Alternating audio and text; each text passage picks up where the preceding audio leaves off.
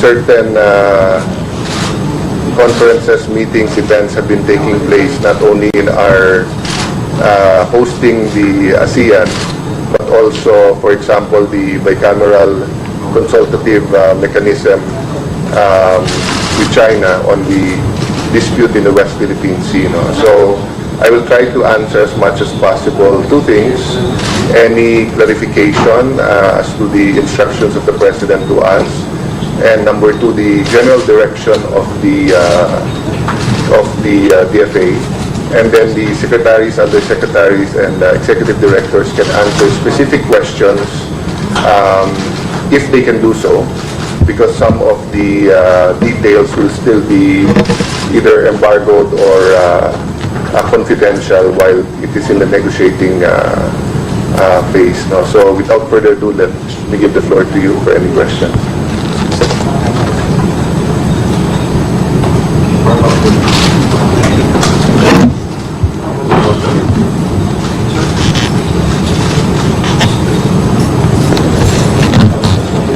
Morning, sir. I'm Ron Caluzon of Gulo News, Japanese News. Sir, I'd just like to get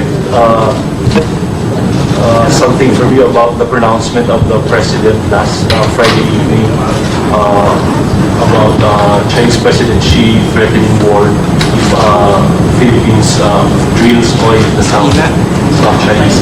Can you confirm this, and how do you react to suggestions by Senior Justice Carpio that we take the issue to the United Nations? Thank you. Well, as I have committed to the Senate, both the majority and the minority, I've already called the Speaker asking for a courtesy call when I get back.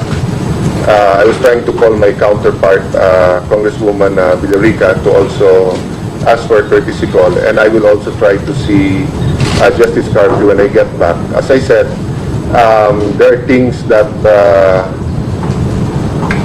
there are times when briefings will do good, and I'd like them to know the direction and maybe parts of the strategy, and to the extent that I can reveal with the authority of the President of what has happened in previous negotiations, this will be communicated to them. So I'm confident that after I brief the senators who are asking us to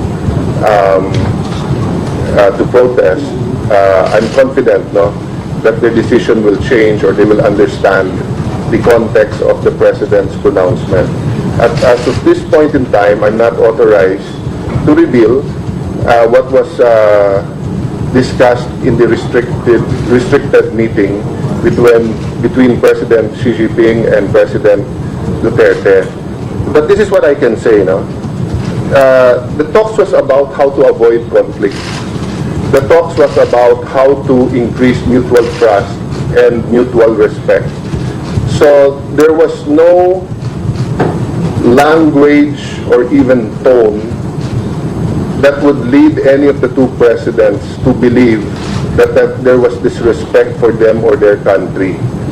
It is but natural that when you talk about peace and when you talk about conflict,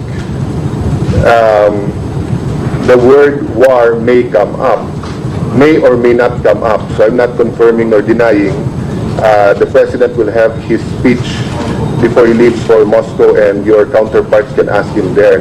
What I'm saying is that, I'll give you an example, di ba? Pag sinabi kong, pare sapatos ko yan, sabi ko, hindi, akin yan.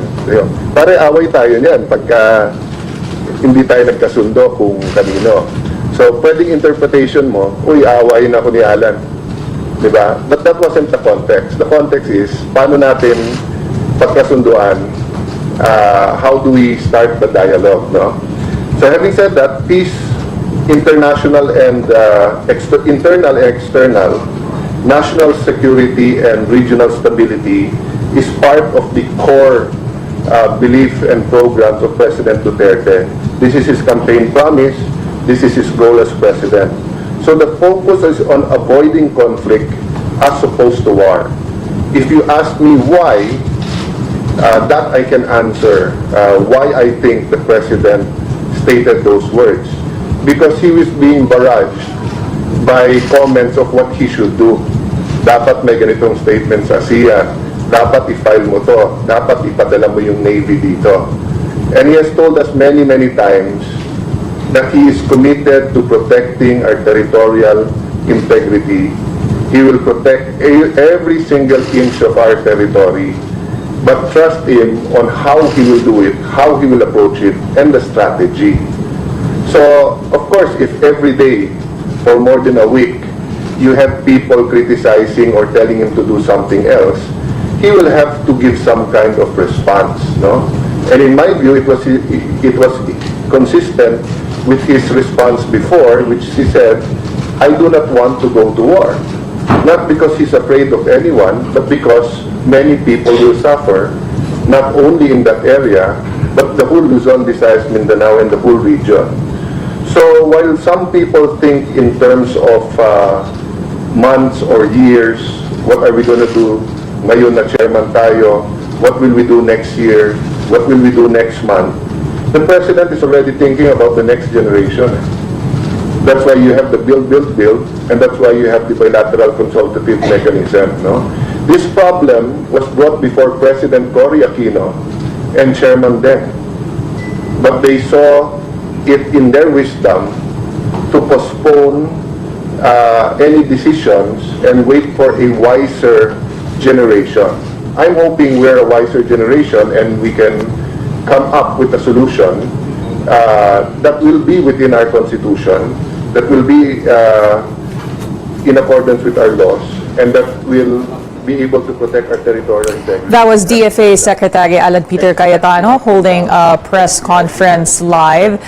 He spoke of President Duterte's direction and strategy regarding the South China Sea, although he said that he cannot disclose what exactly went on between the talks between When Secretary Del Rosario was at the helm, many disagreed. Say is that those talks were basically about how to avoid conflict and to increase mutual trust and respect between the two countries. Secretary Cayetano also is speaking just hours before President Duterte leaves for Russia to meet with President Vladimir Putin. We will bring you more updates on these bilateral talks when they become available. Captain of the ship, which is President Duterte, and the destination is the same, but how he wants to tread those waters are different. So the criticisms are welcome, no? But if it's to the extent of trying to let him change course and that will affect the results, expect him to continue the language that you've heard in the past few days and weeks. So let me stop there. Now, if he gives me authority to speak more on what happened in the meeting, then I will. But I can tell you it was a very frank discussion. The mutual respect could be felt, and the admiration of President Duterte to President Xi and President Xi to President Duterte. In fact, they would not be able to speak that frank with each other if there was no trust being developed. Now, are we saying that we will be naive dahil may trust in them?